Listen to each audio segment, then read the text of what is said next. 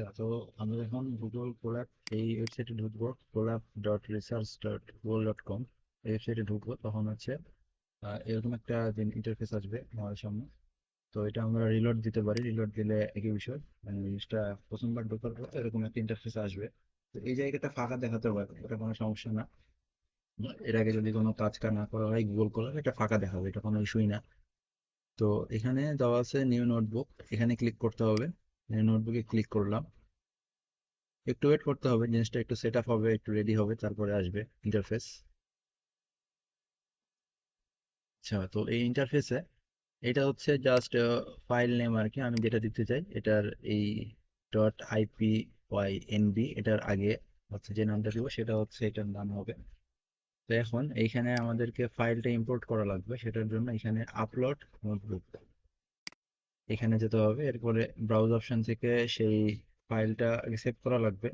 Save করার পরে সেই ফাইলটা আর কি অ্যাক্সেস করা যাবে। সেটা হচ্ছে আমার ক্ষেত্রে এখানে রেখেছি আমি। তো এই ফাইলটা জাস্ট সিম্পলি আপলোড করে দিতে হবে এখানে। ওকে, এটা আপলোড হচ্ছে, একটু টাইম নিতে পারে।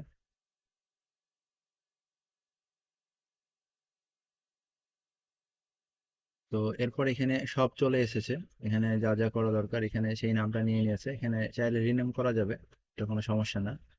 তো এখন সবগুলো কোড সাকসেসফুলি রান করার জন্য, স্পেশালি ডাটা সেটটা সাকসেসফুলি রান করার জন্য যেটা প্রয়োজন সেটা হচ্ছে এই সেম নামের ডাটা সেটটা ইম্পোর্ট করা।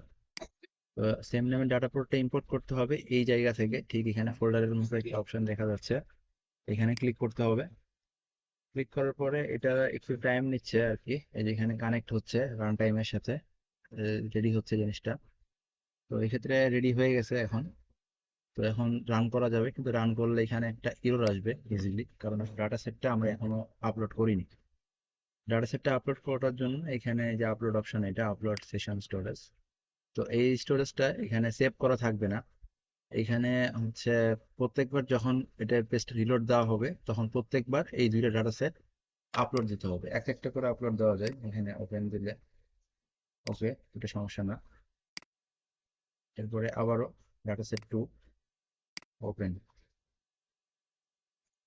তো ডাটা সেট দুইটা আপলোড হয়ে গেছে, এবার চাইলে এটাকে ক্লোজ করে রাখা যায়। যেহেতু আমাদের এই সাইটটা আর দরকার হচ্ছে না দুইটা ডাটা সেট ইনস্টল, মানে দুইটা ডাটা সেট আপলোড করার পরে, সেহেতু এটা আমরা কেটে দিলাম। তো এরপরে এখানে ইনিশিয়ালি সব স্টেজ লেখা আছে আর কি, সবগুলো হচ্ছে রান করাতে হবে একটা একটা করে। তো এইটা হচ্ছে রান বাটন। তো এইখানে ক্লিক করলে এটা রান হবে, এই যে রান হচ্ছে এটা। আর এখানে টিক আসার অর্থ হচ্ছে এখানে রান হয়ে গেছে, এবং এই পাশে সেকেন্ড মানে দেখাচ্ছে এটা কত সেকেন্ড সময় লেগেছে এটা রান করতে। এবার এখানে একটা ইরর এসেছিল আগের বার যখন রান করার চেষ্টা করা হয়েছিল। তো এটার জন্য এখানে এবার রান করার চেষ্টা করলাম, এবার সাকসেসফুলি রান হয়ে গেছে, এই কারণে এখানে টিক মার্ক দেখিয়ে দিল। তো এরপরে হচ্ছে এখানে সবগুলো আছে। তো এখানে আসলে আউটপুট গুলো প্রিন্ট করা আছে। তো এখানে প্রিন্ট করা আছে, চাইলে আরেকবার রান করে দেখা যায়। হ্যাঁ, এটা আসলে কোনো সমস্যা না, এখানে সুন্দর করে কাজগুলো দেওয়া আছে এখানে, কোনটা কিভাবে করা হয়েছে। এখানে সবগুলো সিরিয়ালি রান করাতে হবে, এখানে চাপ দিলে রান হবে। তো এখানে রান করা আছে, আউটপুট গুলো শো করানো আছে সুন্দর করে। তো এখান থেকে আসলে দেখা যাচ্ছে এটা। তো এইভাবে আসলে এটা রান করা যাবে। আর এখানে রিনেম করতে চাইলে এখান থেকে রিনেম করা যায়, এখানে আমি চেঞ্জ করে দিতে পারি, এই ওয়ানটা সরিয়ে দিতে পারি। তো এবার আসলে ঠিক আছে। তো এটাই।